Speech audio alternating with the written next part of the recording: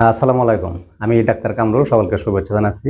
আমি আজকে hair transplant করতেছি আমার নিজেরই।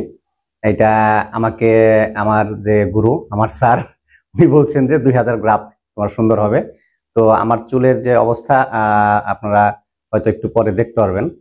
তো আমি ২০০০ গ্রাফট আজকে করব এবং সেটা এই ভিডিওটা করার মূল উদ্দেশ্য হচ্ছে যারা হেয়ার ট্রান্সপ্লান্ট করতে চান তাদেরকে আমরা পুরো প্রসেসটা একটু দেখাতে চাই এবং মূল যে বিষয়টা সেটা হচ্ছে যে অনেকের ফোবিয়া থাকে যে হেয়ার ট্রান্সপ্লান্টের দিন আসলে কেমন প্রিপারেশন থাকতে হবে, এটা কি কোনো জটিলতা আছে কিনা, কোনো সমস্যা হবে কিনা, এই প্রশ্নগুলো কিন্তু আমরা অনেক বেশি পাই।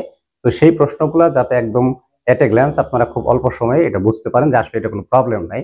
যারা শখ, যারা করতে চান, যারা সৌন্দর্য ফিরে পেতে চান, যারা আত্মবিশ্বাস বাড়াতে চান, তারা কিন্তু এটা খুব ইজিলি করতে পারেন। হ্যাঁ, মূলত এই উদ্দেশ্যে আমরা আজকে আমার হেয়ার ট্রান্সপ্লান্ট করা এবং এই ভিডিওটা করা, এই আর কি। তো সবার উদ্দেশ্যে একটা মেসেজও আমি দিতে চাই, সেটা হচ্ছে যে বাংলাদেশের হেয়ার ট্রান্সপ্লান্টের যিনি জনক, বাংলাদেশের হেয়ার ট্রান্সপ্লান্টের যে লেজেন্ডারি যে surgeon, dermato surgeon doctor Bakhtiar Kamal sir, স্যারের এইখানে আমি কাজ করি এই বলে কথা না, কিন্তু আমার সৌভাগ্য যে আমি এখানে কিন্তু হেয়ার ট্রান্সপ্লান্ট করতে পারতেছি।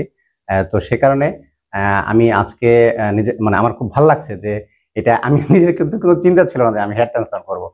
কিন্তু স্যারের সাথে কাজ করি আর আপনাদেরকে আমি পরামর্শ দিই, তো সেক্ষেত্রে দেখা যায় যে অনেকে বলি, হ্যাঁ, তো নিজেরই যদি ট্রান্সপ্লান্ট মানে বা নিজের চুল এরকম থাকে, অনেকে মানে একটু মজা করে বলেন।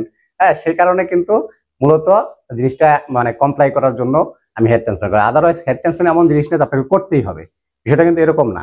আপনার যার শখ, যে আত্মবিশ্বাস ফিরে পেতে চান, সৌন্দর্যটা যে না আমি কনফিডেন্টলি মানুষের সামনে যাব, এই ধরনের যদি আপনার মানে ইচ্ছা থাকে তাহলে কিন্তু আপনি খুব ইজিলি করতে পারেন। এখানে কোনো কিন্তু জটিলতা নেই, খুবই সিম্পল প্রসেস।